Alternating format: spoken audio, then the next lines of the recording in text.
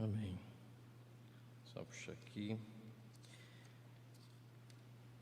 A graça e a paz, meus irmãos.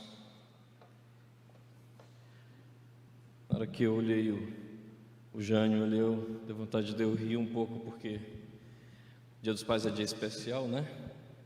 E o meu almoço foi carneiro. Nada especial assim, tem que ter alguma coisa, né? Mas porque o Senhor é bom. Tomei café com meu pai, comi um carneiro lá feito pelo irmão João e pela irmã Girlene. Glória a Deus por isso. Abre a tua Bíblia comigo em Colossenses. Colossenses, dá uma olhadinha nesse microfone aí. Tá muito alto. Colossenses capítulo 3. Eu queria que você estivesse bastante atento para o tema de hoje, né? Alguns de vocês conhecem um escritor, tá? Muito conhecido entre a parte dessas novas administrações, né? Um pouco considerado autoajuda. Eu não sei falar bem o sobrenome dele, acho que é Roberto Kiyosaki, ou Kiyosaki. Ele escreveu o que a gente considera praticamente um clássico desse tipo de livro, que é Pai Rico, Pai Pobre, na qual ele faz uma análise do que é o tipo de pai que cria um filho que no futuro será rico e o tipo de pai que educa o seu filho a ser no futuro um filho rico ou um filho pobre, né? Depende do pai.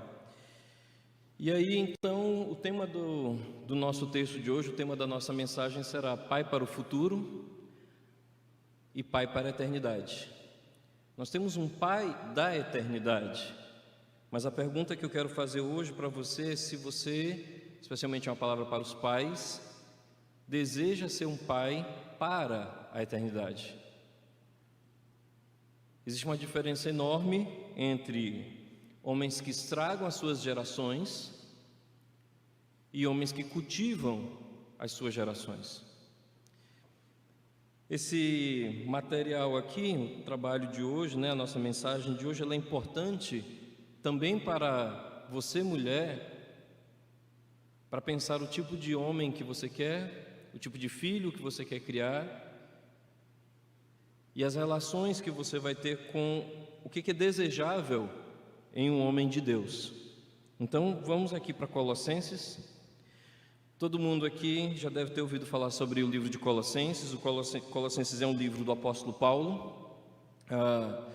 É um livro muito parecido com o livro de Efésios. Alguns consideram até como se fosse uma versão resumida de Efésios. As divisões são muito claras.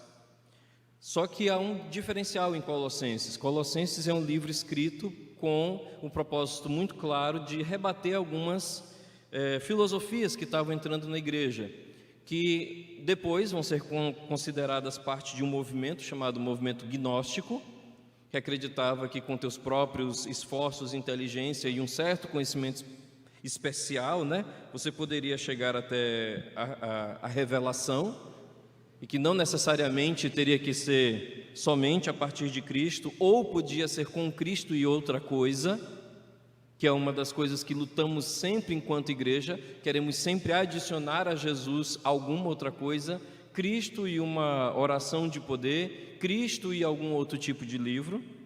E aí então há falsas doutrinas, consequentemente essas falsas doutrinas criam suas próprias leis, e Paulo vai reclamar que os colossenses estavam cheios de leis sobre luas novas e sobre o que comer e o que não comer. E especialmente Paulo fala aos colossenses que eles deveriam ter cuidado, porque essas doutrinas reordenavam, é a partir daqui que eu quero trazer à mente dos irmãos isso, reordenavam os valores e ideias da igreja.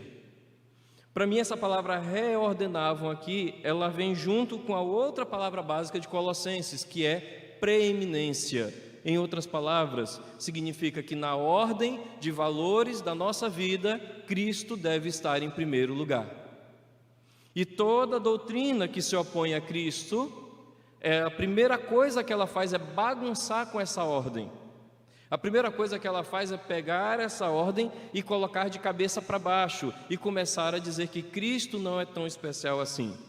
Caso você goste de biologia e lembre bem do seu ensino médio ou do seu curso, a palavra aqui usada em Colossenses para ordem é taxônomos, que você estuda na biologia com o nome de taxonomia, que significa basicamente cada coisa no seu devido lugar. E Colossenses é muito claro, qual é o lugar de Cristo? O lugar de Cristo é reinando soberano sobre todas as coisas. E a partir disso, então, o apóstolo Paulo faz uma série de exortações práticas, porque ele entende que se você tem uma visão de Cristo, você vai ter como consequência uma visão de você mesmo. Todas as coisas então estarão nos seus devidos lugares. E isso te dará uma identidade, e a partir dessa identidade isso te dará ações, isso te dará atitudes, isso te dará resultados na vida prática, tá? Que é o tema de hoje sobre paternidade, um pai que apresenta Jesus Cristo aos seus filhos. Então eu queria que a gente fosse para Colossenses 3, nós vamos ler do versículo 1 ao versículo 12, só para você entender sobre o que eu estou falando, sobre a visão de Cristo e uma visão de você. Então vai ser bem rápido isso. Versículo 3, capítulo 3, Colossenses 3, de 1 a 12, diz o seguinte: portanto, ou seja, já que eu já falei da parte teológica, somos livres do legalismo, somos livres das leis de homens por causa de Cristo, agora nós vivemos para Cristo, e aí, então precisamos de uma visão de Cristo. Versículo 1: portanto, já que vocês ressuscitaram com Cristo, procure as coisas que são do alto, onde Cristo está assentado à direita de Deus. Então, lá na ordem das coisas no nosso universo, onde Cristo está reinando, Cristo está glorioso ao lado do Pai. Mantenham o pensamento nas coisas do alto. Olha o resultado disso.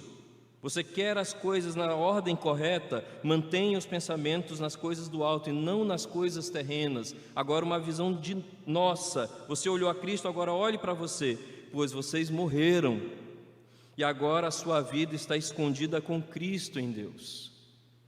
Cristo está no céu reinando gloriosamente e você está morto para o mundo e escondido, porque um belo dia, como uma flor que está fechada, essa flor abre e você olha toda a beleza dela. Aqui está falando, um belo dia nós seremos glorificados e o universo verá a beleza ressuscitada dos filhos de Deus. Então sua vida está escondida com Cristo. Versículo 4, que fala sobre isso que eu acabei de dizer: quando Cristo, que é a sua vida, for manifestado, e aí significa quando Jesus chegar nessa terra, o que vai acontecer conosco? Então vocês também serão manifestados com Ele em glória. E aí então, façam morrer tudo o que pertence à natureza terrena.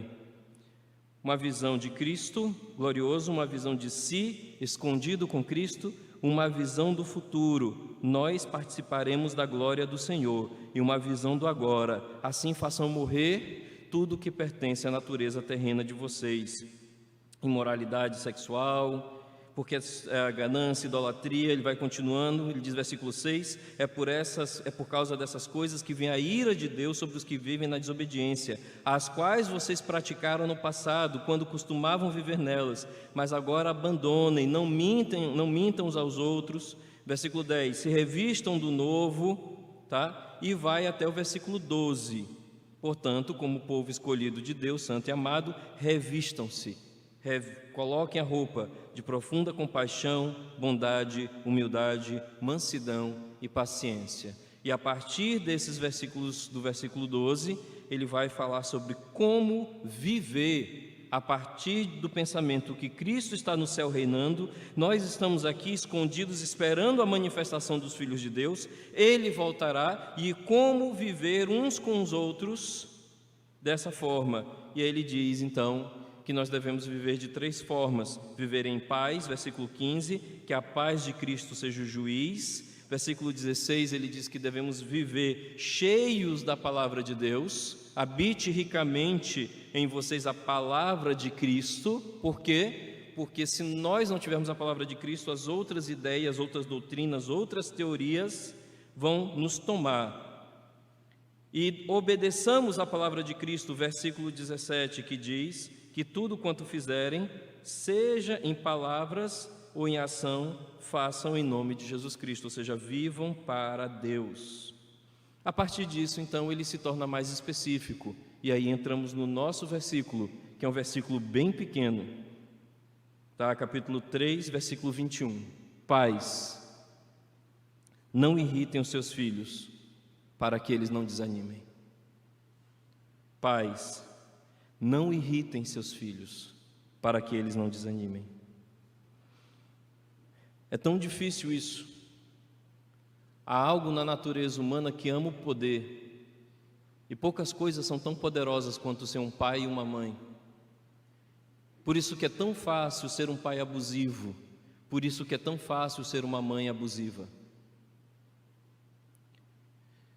Homens famosos nos Estados Unidos, o jogador de basquete Dennis Rodman, o Steiner, que era um jurado dos Estados Unidos e também um radialista, ele disse que ele não conseguia ter uma autoestima porque toda vez ele vivia numa luta interior, a mãe dele dizendo que tudo que ele fazia era legal e o pai dele o chamando, dizendo que tudo que ele fazia era uma droga. Palavras piores, tá? E ele dizia: eu sempre cresci achando que tudo que eu fazia, meu pai nunca vai achar bom. Então chegou um momento que ele disse: tudo que eu faço nunca vai ser bom. Ter o poder sobre a palavra, e deixa eu dizer uma coisa para você: ter alguém que acredite profundamente nas tuas palavras é um poder sem limites sobre a vida daquela pessoa. Os nossos filhos acreditam profundamente nas nossas palavras. As nossas palavras são verdade para os nossos filhos. Por isso que esse poder é tão perigoso. Você que deseja ser pai, você que deseja ser filho, talvez essa seja a primeira lição que você precisa aprender. As nossas palavras podem florescer uma criança ou matá-la. Pais, não irritem os seus filhos, para que eles não sejam desanimados. É um versículo direto e simples. É um versículo muito claro. Ele tem 3 divisões aqui. Ele tem um destinatário, ele é um versículo para os pais. Ele tem uma ordem, não irrite os seus filhos. E ele tem uma razão para que os seus filhos não sejam desencorajados. A primeira coisa que eu queria chamar para vocês é o seguinte: por que ele chama ao pai? Porque a paternidade é restritiva. Por isso que essa mensagem, ela é restritiva, ela tem uma aplicação a você homem, a você pai, que está me assistindo, e ela é uma palavra de percepção para toda mulher que está aqui. Como, por exemplo, a minha esposa e a oração que nós fazemos pelo futuro marido que Rebeca terá. Ou seja, a paternidade é restritiva.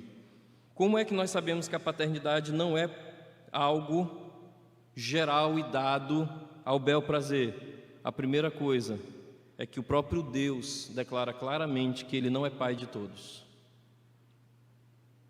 É um dos textos mais difíceis para a mentalidade. Lembram que nós falamos da ordem das coisas, das doutrinas das coisas e a forma que a Bíblia vê? A primeira coisa é que lá fora vão dizer que Deus é pai de todos. Se você lê a Escritura, você entende que Deus é sim o Criador de todos. Mas o texto de João 1,12 e 1,13 diz: pois a todos quanto o receberam, deu-lhes o poder de serem feitos filhos de Deus. Nós não somos criados filhos de Deus, nós somos feitos filhos de Deus, a saber, os que creem em seu nome. Quando Jesus está diante dos fariseus, Jesus dá uma declaração muito pesada, muito difícil de ser dita. E Jesus diz: vocês não ouvem as minhas palavras, porque Deus não é o pai de vocês. O pai de vocês é o diabo, porque vocês se opõem a mim. Depois o Evangelho vai dizer que todo aquele que se opõe ao Senhor vem do espírito do anticristo, diz lá em 1 João. que são pessoas que não apenas rejeitam a mensagem, se opõem a ela. Não sei se vocês viram o número de Bíblias que foram queimadas semana passada, num desses movimentos sociais americanos. Alguns anos atrás houve um movimento numa universidade americana que é: troque lixo por lixo, me dê sua Bíblia, eu lhe dou uma Playboy, eu lhe dou uma revista pornô. Troque lixo por lixo, tá? Termo em inglês junk, tá? A ideia é de algo que não nutre, que não vale a pena. Então a primeira coisa, você percebe que algumas pessoas nem querem que Deus seja pai delas. Então, para se ter Deus como pai, precisa nascer de novo. Você tem Deus como criador e Deus como pai. Agora, existem nesse sentido 3 grupos de pais: aquele que não quer ser pai, que se ausenta, que deixa um espaço vazio; aquele que está lá, mas cujos valores são tão tomados pela ordem das coisas do mundo, que os filhos são criados deformados; e aquele que entende que ele é a unidade de Deus. E aí você pergunta: Maltos, me dá um exemplo de paternidade deformada. Uma vez eu estava aqui mesmo na igreja, chegou uma pessoa, e essa pessoa disse com a falta de percepção que é normal quando nós temos ideias que vêm do mundo e a gente não percebe o quanto elas são terríveis. A pessoa chegou, a gente estava brincando aqui, e ela disse: prendam as suas cabritas, porque meu bode está solta. Creio que todo mundo já ouviu esse ditadozinho. E aí eu chamei com todo o amor, todo o carinho, disse: irmã, nunca mais diga isso. Você está ensinando o seu filho de que ele pode ter todas. Prendo as suas cabritas no plural, porque meu bode está solta no singular. Você está dizendo que ele pode atacar por aí. Quando você entende que isso não é o pensamento da Escritura. Então você tem 3 tipos de pai: o pai que se ausenta, o pai que deforma e o pai que ensina segundo Deus. Daí você já vai percebendo, vamos aplicar para vocês, mulheres, que os namorados das suas filhas podem ser um desse tipo de pai. Que o seu irmão talvez esteja se tornando esse tipo de pai. Então a primeira coisa, paternidade bíblica é um reflexo. Paternidade bíblica, ela é um homem que luta para revelar Deus diante dos seus filhos. E Deus se revela em paradoxos que somente a paternidade pode dar, que é, por exemplo, o paradoxo entre força e suavidade. Sobre a força, eu posso dar um comentário da minha esposa, que ela diz que ela tem inveja da voz masculina. Não sei se vocês já passaram por essa situação em casa, do pai olhar e dizer assim: ei, e o menino... Bem, lá em casa tem um gurizinho que quando eu falo ei, ele para. Mas ao mesmo tempo, essa força, essa dureza, ela não é feita em desamor. Eu me lembro de um compositor brasileiro, o Ivan Lins. Ele comenta uma vez que ele deu berrou com o filho dele, com desamor, e o filho dele ficou tão apavorado que ele se agachou e ficou no nível do filho e disse: filho, desculpe o jeito que papai falou. Esse paradoxo entre força e fragilidade e humildade você encontra quando Cristo desce dos céus e se torna homem como nós.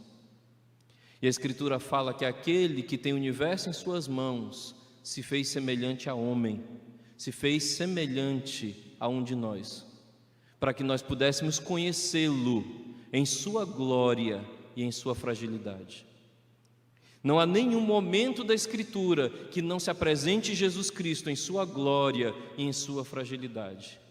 O mesmo Cristo que se manifestou brilhando com vestes inlaváveis, ou seja, que nenhum lavadeiro do mundo poderia lavar, que é o que se fala sobre a transfiguração, é o mesmo que ficou na cruz dizendo: tenho sede. A força plena e a fragilidade de um Deus homem, o Filho olha pela primeira vez na força, dureza e humildade de um pai que serve a sua família. A ira e a misericórdia. Porque a ira é diferente da vingança. Nossos pais antigos sabiam mais do que os pais modernos. Os pais modernos fazem vingança. Quando já estão cheios até aqui, eles vão e agridem seus filhos. O pai antigo ainda dava data: meu filho, terça-feira papai vai te bater. Pegue lá a vara, ainda mandava o menino pegar. Pegue lá, traga, você vai apanhar por isso e por isso. Não havia vingança, havia a ira correta contra as coisas que o menino havia feito de errado. Ira e misericórdia, elevação e humilhação, sabedoria e mentoria. O pai que é inacessível, vocês não imaginam quanto o pai é inacessível para uma criança, é um negócio impressionante. É uma coisa grandiosa. O pai consegue fazer tudo. O pai pode até bater no pai do outro menino. Meu pai é maior que o seu, meu pai bate no seu. Eles vão perdendo isso, mas quando eles são crianças, o pai pode tudo. Por isso que é tão gostoso para um filho participar das coisas do pai. É engraçado como meus meninos amam lavar carro. Eu tenho certeza que depois eles não vão querer, né? Algo me diz. Mas o Benjamin fica lá, nem que seja para passar pano em cima da tela, lá o silicone em cima do plástico do carro. Cada um deles quer participar da vida do pai. Eu percebi isso no dia que uma pessoa que eu amo muito da minha família, uma jovenzinha, o pai é aquele pai que nunca soube, ele não tem lembranças, para vocês verem o modelo antigo dele, ele não tem lembranças de ter trocado uma fralda sequer. Ele não tem lembranças de ter dado banho nos filhos uma vez sequer. Ele não tem lembrança nenhuma de participar, de lavar menino, dar banho menino, dar comida menino. Ele não lembra, nem os filhos dele lembram, nem a mulher dele. Ele não fez isso, a não ser que tenha sido um caso excepcional. Tanto que ele está aprendendo a fritar ovo agora aos 50 anos de idade. Perguntando para a mulher como é que faz arroz. Pois é, eu conversando com a filha desse rapaz, ela disse que o momento mais que ela tem lembranças e lembranças do pai colocando-a no banco do carro e indo para o posto de gasolina, botar gasolina e voltar para casa. Lembranças de participação. Então eu queria primeiro já, só nessa percepção de pai segundo Deus, eu queria já aplicar para a gente, antes mesmo de ir para o texto, algumas ideias gerais sobre paternidade. Só nesse ponto aqui. Primeiro, ainda que você não tenha tido um pai, Deus é pai. Essa é a primeira aplicação. Alguns de nós, especialmente os meninos, por terem tido ou pais ausentes, ou pais abusivos, deformadores, chegam na igreja e se sentem muito mal porque eles dizem: eu não tive um pai. E eu digo: ainda que você não tenha tido um pai, Deus é pai. Segunda aplicação clara da paternidade de Deus é que é uma promessa de paternidade. Jesus Cristo disse lá em João: não vos deixarei órfãos. Hoje, no Dia dos Pais, o Benjamin, aos seus 5 anos, perguntou: o senhor vai morrer? Eu disse: vou. E se o senhor morrer? É uma pergunta bem interessante. Se o senhor vai morrer? Vou. E se o senhor morrer, quem vai ser meu pai?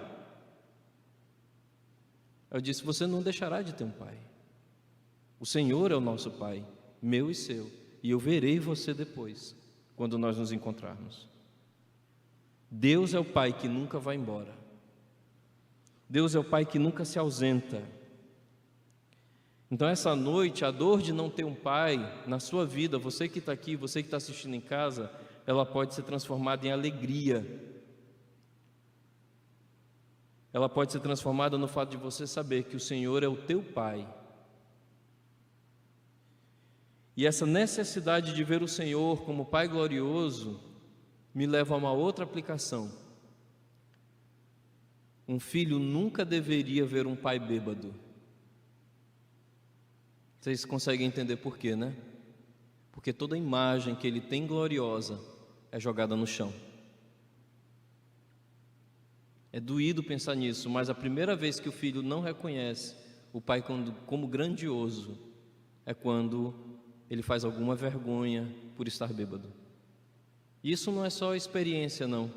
A Bíblia é muito clara com isso quando diz: Noé plantou uma vinha. Você conhece a história, você sabe o que aconteceu.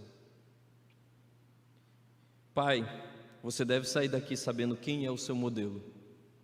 O seu modelo não é um guru financeiro, seu modelo não é um colega bêbado, seu modelo é o Senhor. Então vamos para o nosso texto. Eu quero começar o texto pelo contrário. O texto diz assim: Pais, não irritem os seus filhos, para que eles não sejam desencorajados. Desencorajados, essa é uma palavra tão rica que eu preciso dar outras palavras para nós. Qual é a meta então de um pai? Qual é a meta que você deve buscar no homem que pode lhe ajudar a criar seus filhos? Você que é uma jovem, é alguém que te ajude a criar filhos que não sejam desinteressados, desanimados, apáticos, críticos, resignados. Agora deixa eu dizer de novo essas características para você, você que já é pai e mãe. Filhos desinteressados, críticos, desanimados, apáticos, temperamentais e resignados. Parece um adolescente que você tem. Talvez você tenha esse tipo de adolescente. Eu tenho vários alunos desse tipo. E aí deixa eu dizer para você qual é o problema. É que para nós sermos pais, nós temos que guiar nossos filhos à maturidade. Nossos filhos não podem ser eternos adolescentes.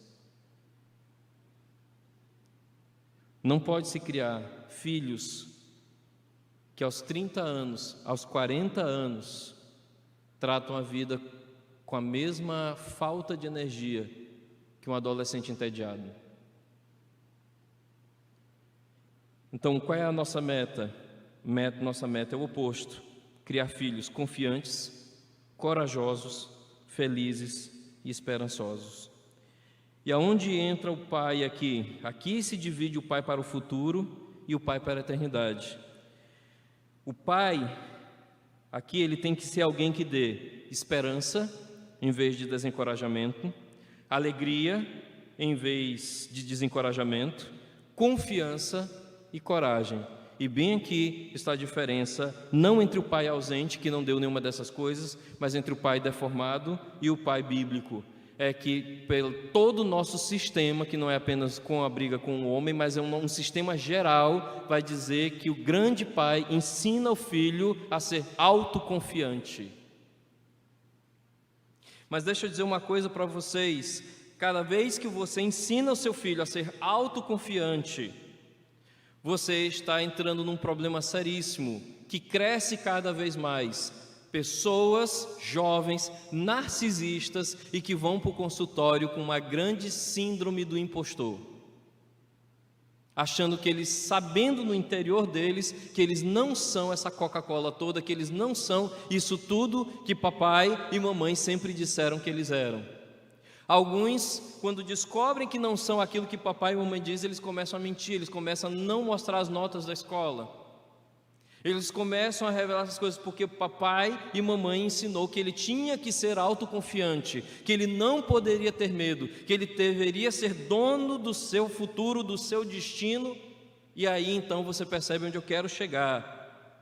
É que o pai do futuro ensina o filho a ser autoconfiante. O pai para a eternidade ensina o filho a colocar sua confiança em Deus. Papai é frágil. Papai, quem vai nos dar a comida se não tem comida? O papai que ensina o filho a ser autoconfiante, ele diz: não se preocupe, papai fará. O papai que ensina para a eternidade diz: vamos orar que Deus proverá. Papai, quem vai lidar com a doença da mamãe? Eu vou lidar. Ou você vai dizer: vamos orar, porque o Senhor é o Senhor que nos cuida, que nos guarda e que enche a nossa vida da sua presença. Você percebe que nós estamos, já 2 vezes eu citei coisas que o mundo faz, e você percebe que talvez nós estamos fazendo isso.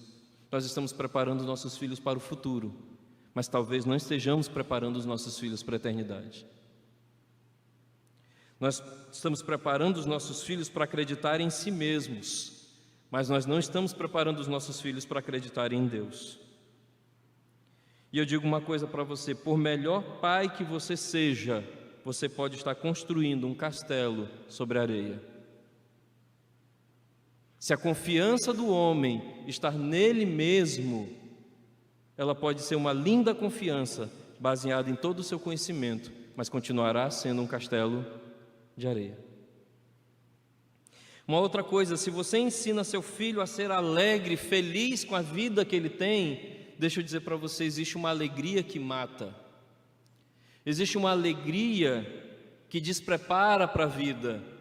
Existe uma alegria que aliena, que incapacita o espírito e que, no último caso, revela o desespero. Não sei quem gosta aqui do Frejá. O Frejá pegou um poema de um poeta francês do século XVIII e XIX, o Victor Hugo, e ele diz: porque rir de tudo é desespero. Estar feliz alienadamente de todas as situações é desespero. E se você quer o entendimento disso na Bíblia, a Bíblia declara claramente que nos dias de Noé, as pessoas viviam muito felizes e muito alegres, davam-se e eram dados em casamento, faziam as suas festas e não percebiam a seriedade do que estava acontecendo. Então há uma alegria que embota, há uma alegria que aliena, há uma alegria que você, por exemplo, você não quer sofrer, e cada dia mais os nossos jovens estão sendo educados a pare de sofrer, pare de pensar em coisas sérias, curta a vida, porque a vida é curta. Não é à toa que em Tiago 4,9 ele diz: cuidado, tá? Porque depois eles vão receber a tristeza ao invés de alegria. Então muito cuidado, porque a autoconfiança mata, a alegria também pode matar se ela desprepara para a vida. Se mostra uma vida que não existe, se mostra uma história de amor que só tem final feliz. E aí você percebe que os lugares onde mais se diz que as pessoas são felizes é um dos lugares também onde mais se consome antidepressivos. Dinamarca, Finlândia e Noruega. E todos eles, posso trazer para você o livro que a pessoa, que o jornalista inglês escreve sobre isso. Eles dizem: nós somos felizes, mas também somos despreparados para a vida, porque somos mimados, enquanto nação. Então, a autoconfiança humana está fora, a alegria humana está fora. E eu posso dizer para você, a confiança que deforma, ela tem uma solução. Se você for depois para 2 Coríntios, capítulo 1, um dos textos que eu mais gosto, texto que eu amo, que ele lembra o seguinte: que as tribulações elas podem ser tão grandes, que você pode perder a fé. Mas quando a tribulação ela consegue rasgar o tecido da nossa existência, quando o medo, quando a dor é tão grande que você não tem mais resposta, é ali que Deus intervém. É ali que Deus chega no meio da coisa. Eu não me esqueço de um dos meus pais, o meu mentor, pastor Mike Nichols, quando a filha dele deixou de andar e disseram uma doença degenerativa, aí ela não vai mais poder andar, e ele me mandava os e-mails falando sobre ela e dizia: mas eu ainda creio que Deus está no trono. Eu não aguento mais, mas Deus está no trono. E aí eu me lembro de Paulo dizendo: pois a tribulação esperamos da própria vida, mas graças a Deus que ressuscita mortos. E aí Paulo fecha e diz assim: porque estas coisas nos ensinaram a não confiar em nós, mas a confiar em Deus, no Deus que ressuscita mortos. Você quer aprender a ser um pai para a eternidade? Ensine o seu filho no cume da dificuldade da sua casa, que Deus é o Deus que ressuscita mortos. Deus é o Deus em quem nós podemos colocar a confiança. Qual é a meta?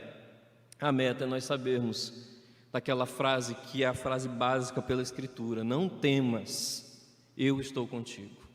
Não te assombres, eu sou teu Deus.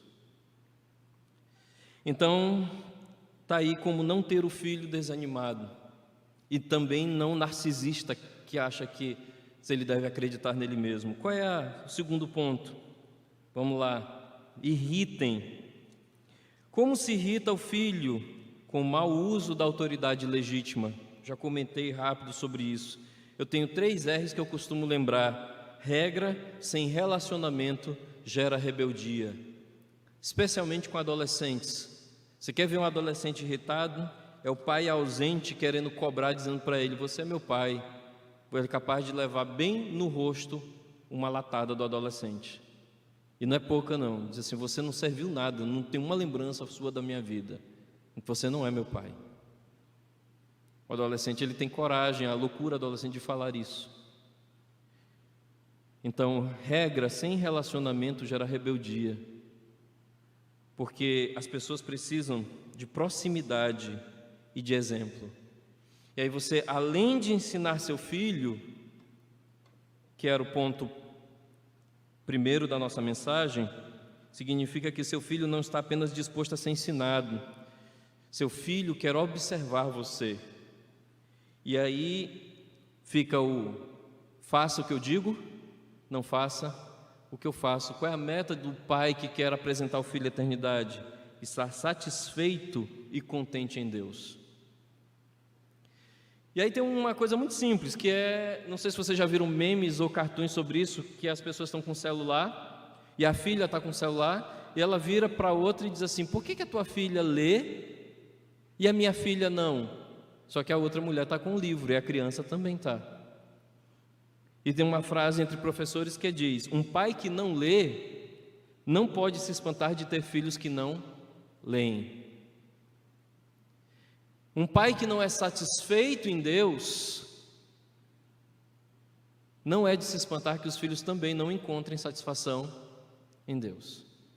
Um pai que não é contente e feliz em Deus não deve se espantar dos filhos não serem contentes e felizes em Deus. Não é técnica. O mundo diz para nós termos técnica, é exemplo. A única coisa que vai abalizar, que vai dar fechamento ao que nós dizemos para os nossos filhos é o exemplo. Tanto que foi engraçado, quando eu disse para a Rebeca que eu ia pregar sobre o papel do pai, ela perguntou para mim se eu ia falar que papai sabe tudo. Aí eu disse: não, deixa tu ficar adolescente que o nível vai cair. Depois sobe, né? Não sei se vocês conhecem a piada que diz: papai sabe tudo. Quando chega nos 12 anos, papai não sabe tudo. Quando chega nos 16, 17, papai não sabe nada. Quando chega nos 21, papai até que sabe alguma coisa. Quando chega nos 30, papai sabia algumas coisas. Quando chega nos 40, eu vou perguntar para papai sobre isso daqui.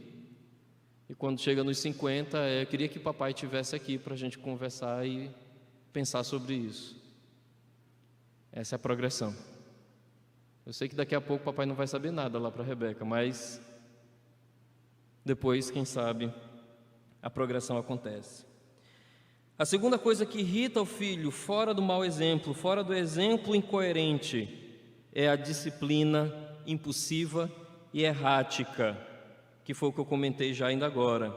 Ou seja, quando você disciplina com violência e sem dar para a criança uma razão da sua disciplina, descontrolado e caprichoso, você cria 2 tipos de características no seu filho: temor e agressividade. E aí eu sei que vocês se lembram que existe um ditado antigo que diz que o homem é o rei no seu castelo. Só que algumas famílias, elas não têm reis no seu castelo, elas têm déspotas. E a diferença entre um rei e um déspota numa corte é muito clara.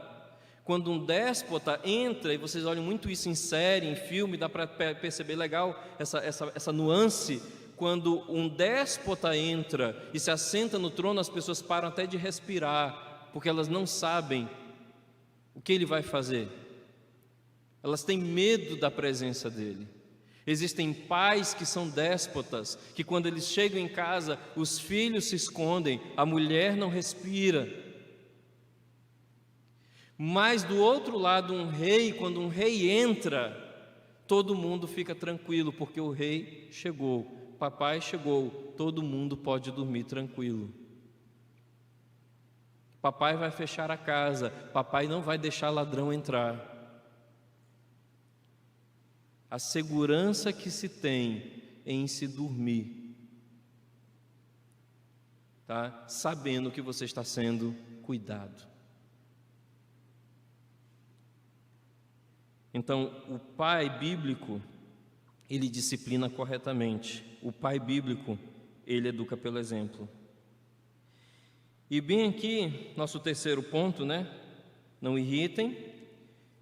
Vamos só pensar nessa palavra paz. Se você olha comigo, lá, paz, no versículo 20, logo anterior, diz assim: filhos, obedeçam a seus pais. O termo aqui, pais, para os filhos, é o pai e a mãe. A autoridade de ser obedecido, a obrigação de ser obedecido é aos dois, ao pai e à mãe.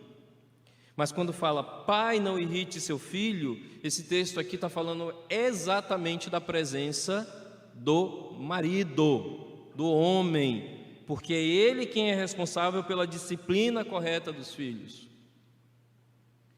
Nessa hora eu me lembro daquela música do padre, a Utopia, que ele dizia que o pai dele chegava cansado. Eu creio que talvez a maioria aqui conheça, que o pai chegava cansado e a primeira coisa que o pai fazia era botar os filhos e perguntava: quem fez estripulia? E os meninos já iam ter que... Uma colega minha fez essa descoberta nova do que era passado. Ela disse: eu não sabia que isso era tão descansador para a esposa. O quê? Quando um está aprontando uma coisa com o outro, eu só viro e digo: quando teu pai chegar, ele vai saber. Acabou. Ela diz que acontece o milagre das 5 horas da tarde. Chega às 5 horas da tarde, a criança vira para ela: mamãe, eu quero tomar banho e jantar. Vai dormir. Antes do papai chegar, é o que ela não diz, né? Antes do papai chegar, porque eu não quero prestar contas. Isso descansa tanto, gente, a esposa. E aí então, versículo 21, é o pai em particular, chama ao dever, para que ele tome responsabilidade. A frase é muito simples: a responsabilidade é sua. A responsabilidade é sua. Por que é necessário uma mensagem dessa hoje? Porque, diferentemente dos tempos mais antigos, e isso me deixa muito pensativo, há um número imenso de homens que estão saindo de casa, não homens, né, meninos, que estão saindo de casa, não porque encontraram uma outra família, que houve traição, é simplesmente porque eles cansaram da responsabilidade. E terrível coisa é um homem chegar aos 30 anos e não amar o dever e a responsabilidade. Os homens antigos se separavam por adultério, por essas coisas. Os homens novos estão se separando por cansaço. E isso eu já ouvi de alguns: não, estou indo embora porque eu não aguento mais, eu estou cansado, eu quero descansar. Você quer descansar fazendo o quê? Voltando a ser solteiro. Deus nos chamou, enquanto homens, ao dever, a amar o nosso dever, a estar com nossos filhos, a educar os nossos filhos e a fazer com eles uma história. Aquela música do Fernandinho, né? Uma nova história Deus tem para mim. Deus sempre tem uma nova história. As nossas vidas, eu quero terminar com isso daqui, as nossas vidas são formadas por narrativas, histórias. Você sabe a história do copo cheio e do copo vazio. Isso é real. Existem pessoas que sempre verão o copo cheio, existem sempre pessoas que sempre verão o copo vazio, a não ser que elas passem por algo transformador. A narrativa, toda narrativa possui enredos. ou seja, uma forma que a história se constrói da apresentação dos personagens, do clímax e do fim da história. E tem 3 formas básicas em que o enredo humano pode ser criado. A forma mais radical, negativa que tem, é a que Machado de Assis apresenta em Memórias Póstumas de Brás Cubas: não tive filhos, não dei aos outros, não leguei aos outros a desgraça da existência. Essa é uma forma de ver a narrativa da vida. Nada presta nesse mundo. Se Deus quiser, eu vou morrer e vai ficar tudo tranquilo. Um colega meu colocou na epígrafe da monografia dele: a todos aqueles que ajudaram a elaboração desse fracasso, nos agradecimentos. Está aqui minha monografia. Essa é a visão que parte do mundo tem. A outra parte do mundo, que quer ser otimista, mas sem Deus, ela quer terminar a história com felizes para sempre. Você também sabe que isso é uma mentira e que derruba tanto quanto a outra. E qual é a nossa narrativa? A nossa narrativa, ela termina em Apocalipse 21, 22 a 25, quando diz: não terá templo ali, porque o Senhor, será o templo entre eles. Não haverá sol ali, porque o Senhor será o sol no meio do seu povo. A nossa narrativa não termina com felizes para sempre no romantismo, nem com a desgraça da existência. A nossa narrativa termina com: eu tenho um Deus e Ele vem me buscar. A narrativa, por que a narrativa é importante? Porque ela possui um tom e uma cor, ou seja, depende do que você aceitou como verdade. E o que te mantém com os olhos fixos em Apocalipse? Qual é a tua ideia de vida? A Bíblia já nos deu essa ideia de vida, a ideia que a Escritura tem e que você deve viver, tanto homens quanto mulheres, na criação dos nossos filhos, para criarmos filhos piedosos. É basicamente: sabemos que todas as coisas cooperam para o bem daqueles que amam a Deus, daqueles que foram chamados segundo o seu propósito. Não importa o que aconteça comigo, filho, Deus sabe o que faz. Não importa o que aconteça com a sua mãe, filho, Deus sabe o que faz. Não importa o que aconteça com a sociedade, Deus está criando uma história, Deus está escrevendo uma história. Então eu posso terminar dizendo: olha, ensine os seus filhos sobre essa grande narrativa. Entre no carro, suba na moto, embarque no navio, veja a história da sua vida e escolha qual vai ser o seu epitáfio. Sabe, epitáfio é uma coisa muito legal.